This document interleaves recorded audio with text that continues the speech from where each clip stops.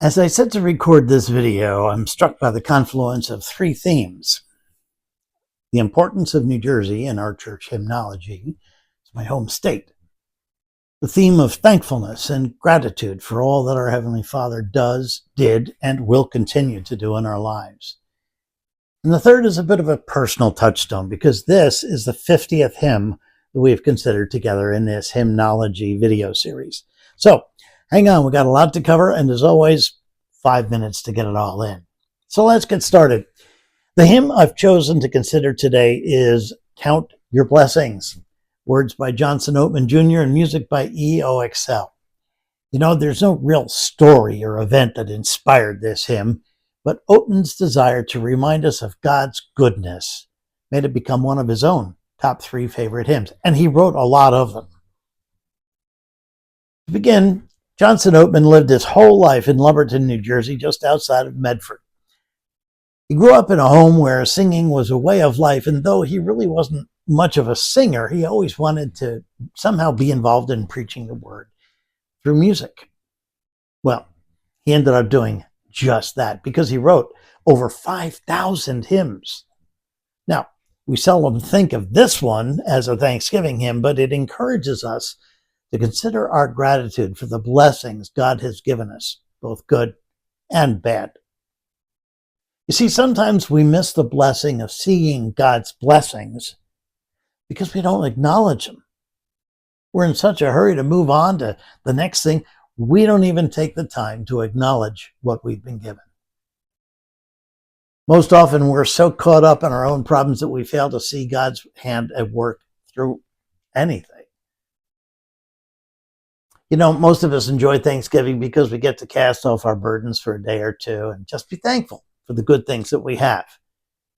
But what about the problems that we have? Have you been thankful for them too? When upon life's billows, are you tempest-tossed? Does the cross seem heavy that you're called to bear? When you look at others with all of their lands and money, and don't be discouraged. God is over all. Now, that's a really quick summary of Oatman's analysis of the problems that we suffer and carry, but the bottom line keeps coming around to this. Count your many blessings. You'd be surprised to see what God has done and what he is doing, what he is going to do. Because this hymn reminds us that not only has God given us his presence and his provisions, but he gives us his promises. A home in heaven awaits us. At this point, you know, I always love to refer to Hebrews 12, that we're reminded that it was the joy set before him that motivated Jesus to endure the cross for us. So I wonder if that same joy that awaits us could be the motivation that makes us stop to count our blessings and carry on until that day when we see him face to face. You know, I know that a lot of us are going to take time this Thanksgiving to go around the table and name one thing for which we're thankful. And I doubt that many of us are going to thank him for the problems.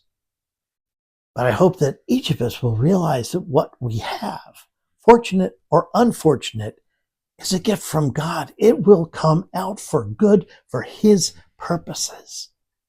And we can be thankful that our Heavenly Father loves us enough to keep pouring his blessings down on us.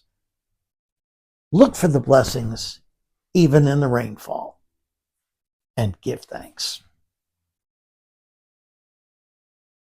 Thanks for joining us today. Thanks for joining us for these past 50 considerations we've had. And Lord willing, we will continue to have. You can be part of that continuing ministry by sharing them with your friends. Tell your pastor, I bet he would love to hear some of these stories of these hymns, and he'll share them in his sermons. Share, repost, or just tell people about the videos. Facebook, Instagram, YouTube, you know them all. Search for Hymnology and make sure you subscribe. Thanks for your faithfulness. God be with you till we meet again.